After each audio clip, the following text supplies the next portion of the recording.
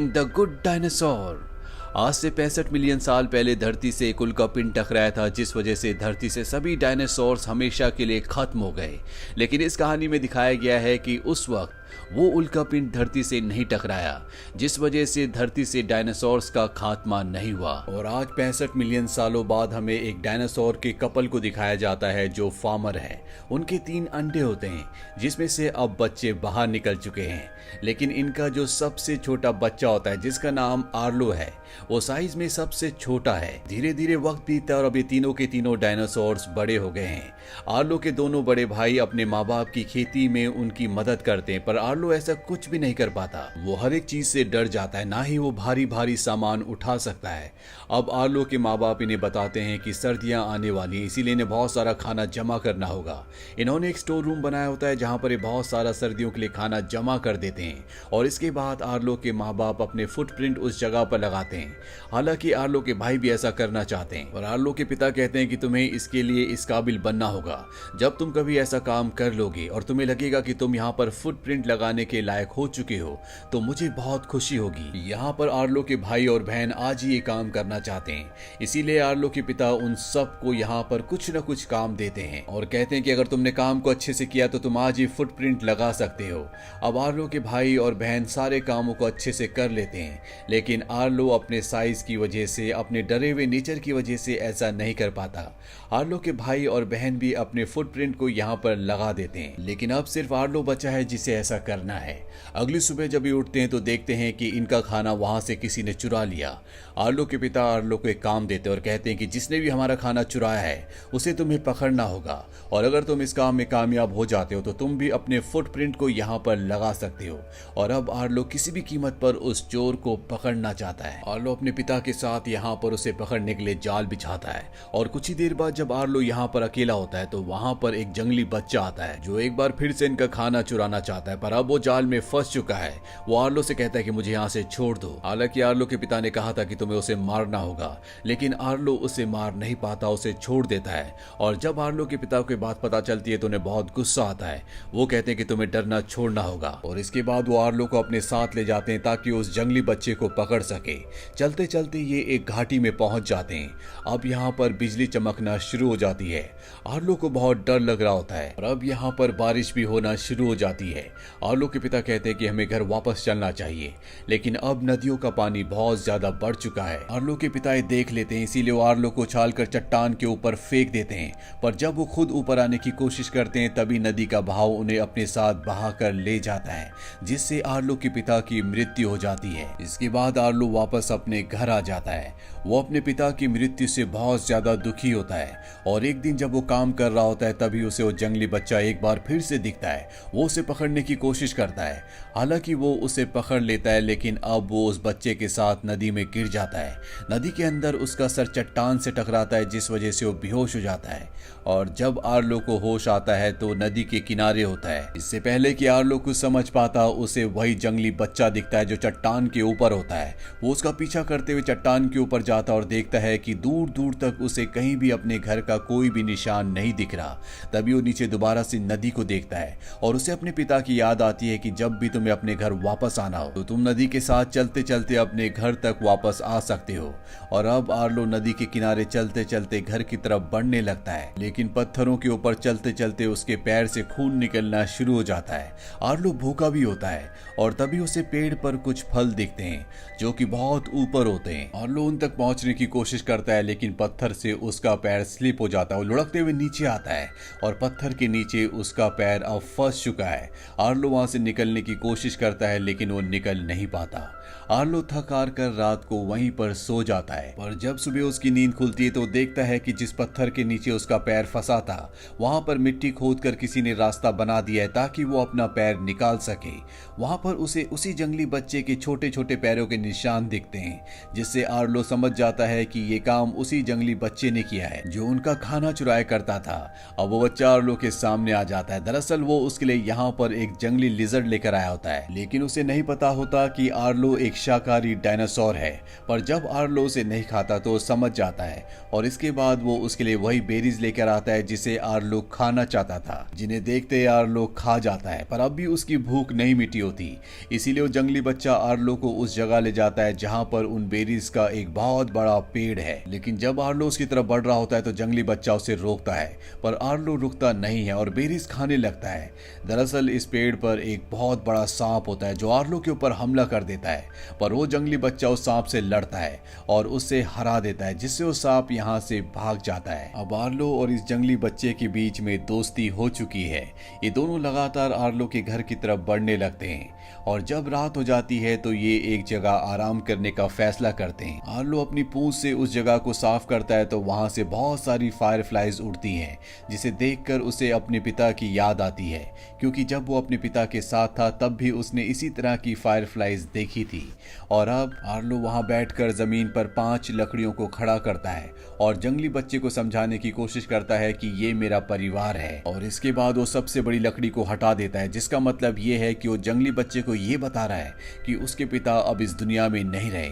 ये देखने के बाद जंगली बच्चा भी 3 लकड़ियों को खड़ा करता है और इसके बाद वो 2 बड़ी लकड़ियों को हटा देता है। आर्लो समझ जाता है कि उसने अपने माँ और बाप दोनों को ही खो दिया है और अब वो इस दुनिया में अकेला है। वो जंगली बच्चा भी आर्लो की तरह उदास हो जाता है और इसके बाद ये एक दूसरे के साथ सो जाते हैं।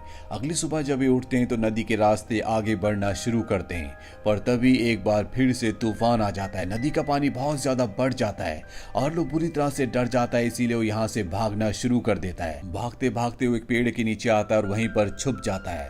जब तूफान पूरी तरह से शांत हो जाता है तो आर्लो देखता है कि वो नदी से बहुत दूर आ चुका है। नदी कहाँ है उसे कुछ भी नहीं पता और बिना नदी के वो अपने घर नहीं जा सकता। वो इधर उधर भटकना शुरू कर देता है और तभी यहाँ पर उड़ने वाले डायनासोर्स आते हैं। आर्लो उनसे पूछता है कि नदी कहाँ पर है। वो कहते हैं कि हमें नहीं पता, हम यहाँ पर उन जानवरों को खाने के लिए आए हैं जो तूफान में मारे गए हैं। इसके बाद वो आर्लो से पूछते हैं क्या तुमने किसी जंगली बच्चे को देखा। आर्लो उनसे बहुत डरा हुआ होता है, इसीलिए वो उसे बता देता है कि वो बच्चा वहां पर है। और जब वो उड़ने वाले डायनासोर उस जंगली बच्चे की तरफ जाते हैं तो आर्लो पूरी हिम्मत करके वहां पर जाता है और जंगली बच्चे को अपनी पीठ पर बैठाकर यहाँ से भागने लगता है। वो उड़ने वाले डायनासोर्स इनका पीछा करते हैं और तभी इनके सामने बहुत बड़े बड़े 2 डायनासोर्स आ जाते हैं, जिनसे आर्लो डर जाता है। आर्लो वहां से वापस भागने लगता है और तभी यहाँ पर एक और बड़ा डायनासोर आ जाता है। दरअसल जिन डायनासोर से वो भाग रहे होते हैं ये उनका पिता होता है। वो आर्लो से कहता है कि तुम डरो मत, हम तुम्हारी तरह ही वेजिटेरियन हैं। आर्लो कहता है कि आप मुझे नदी का रास्ता बता सकते हैं, मैं अपने घर का रास्ता भूल चुका हूँ जो नदी के रास्ते होते हुए आता है। वो डायनासोर कहता है कि मेरी भैंसों का झुंड खो गया है। आर्लो कहता है कि मेरे साथ जो ये जंगली बच्चा है ये सूंघकर तुम्हारी भैंसों के झुंड को ढूंढ सकता है। और इसके बाद ये उस जगह तक पहुंच जाते हैं जहां पर इस डायनासोर की भैंसों का झुंड होता है। वो डायनासोर कहता है कि यहाँ पर मेरी भैंसों को चुराने वाले भी हैं, तुम्हें मेरा एक काम करना होगा। भैंसों के बीचों बीच जो पत्थर है तुम्हें उस पर खड़े होकर चिल्लाना होगा। और अब आर्लो और वो जंगली बच्चा उस जगह पहुंच जाते हैं। आर्लो यहाँ से चिल्लाने की कोशिश करता है लेकिन उसके मुंह से आवाज ही नहीं निकलती और तभी जंगली बच्चा उसके पैर पर काट लेता है, जिससे आर्लो जोर से चिल्लाता है और तभी वो सब के सब जिन्होंने भैंसें चुराई थी वो बाहर आकर इन पर हमला करने लगते हैं। पर इससे पहले कि वो इन पर हमला करते बड़ा डायनासोर और उसके बच्चे इन सब को पकड़ लेते हैं। डायनासोर को उनकी भैंसें मिल चुकी है, ये सब के सब यहाँ से निकल जाते हैं। रात आर्लो और वो जंगली बच्चा इन्हीं डायनासोर के साथ आग के किनारे बैठकर बिताता है। आर्लो कहता है कि मेरे पिता बहुत ज्यादा बहादुर थे, उन्हें कभी डर नहीं लगता था।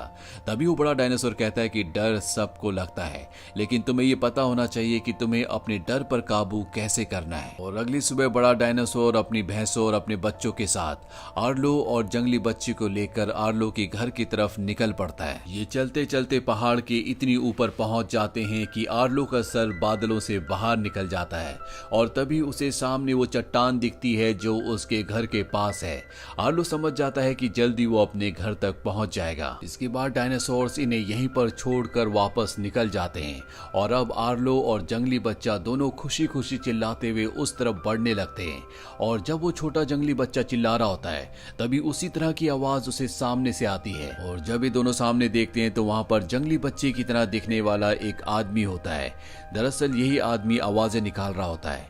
जंगली बच्चा उसकी तरफ बढ़ने लगता है लेकिन आर्लो उसे मना करता है और अपनी पीठ पर बैठाकर यहाँ से आगे की तरफ बढ़ चलता है। और तभी वहां पर उड़ने वाले डायनासोर जो पहले भी जंगली बच्चे को मारना चाहते थे वो वहां पर आ जाते हैं। वो जंगली बच्चे को पकड़ लेते हैं। हालांकि आर्लो उसे बचाने की कोशिश करता है लेकिन वो डायनासोर उसे अपने साथ उड़ाकर ले जाते हैं। आर्लो चट्टान से नीचे गिर जाता है और पेड़ की लताओं में फंस जाता है।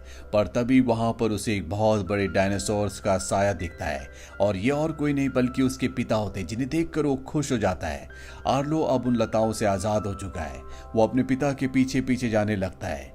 दरअसल उसके पिता उसे वापस घर ले जा रहे होते हैं। पर तभी आर्लो देखता है कि जमीन पर यानी कि मिट्टी पर उसके पैरों के निशान तो बन रहे हैं लेकिन उसके पिता के पैरों के निशान नहीं बन रहे। दरअसल उसे सिर्फ अपने पिता के विजन्स दिख रहे होते हैं। वो उन्हें कहता है कि वो घर जाने से पहले अपने दोस्त जंगली बच्चे को छुड़ाना चाहता है। उसके पिता को अपने बेटे पर गर्व होता है और अब आर्लो उस तरफ बढ़ चलता है जहां पर उड़ने वाले डायनासोर उस जंगली बच्चे को ले गए हैं। आर्लो देखता है कि नदी के किनारे वो डायनासोर उस जंगली बच्चे को खाने की कोशिश कर रहे हैं लेकिन वो पेड़ के अंदर चला गया होता है, वहां पे छुपा होता है।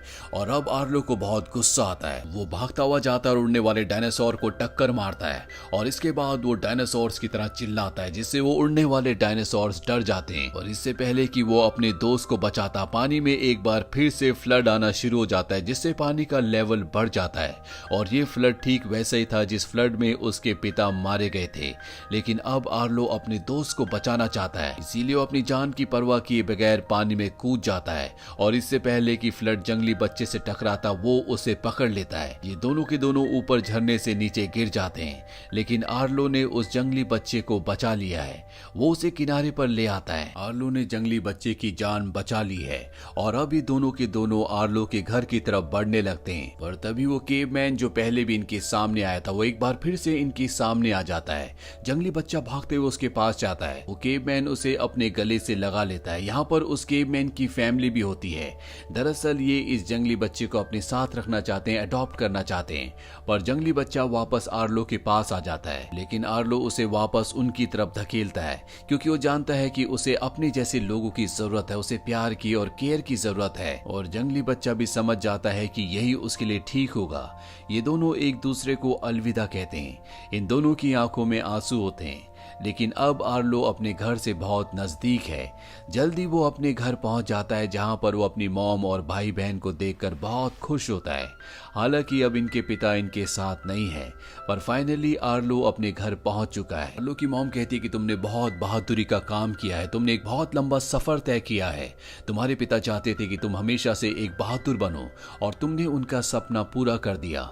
इसीलिए अब तुम्हें भी हक है कि तुम वहां पर अपना पैर का निशान लगाओ जहां पर हमारे पूरे परिवार का है।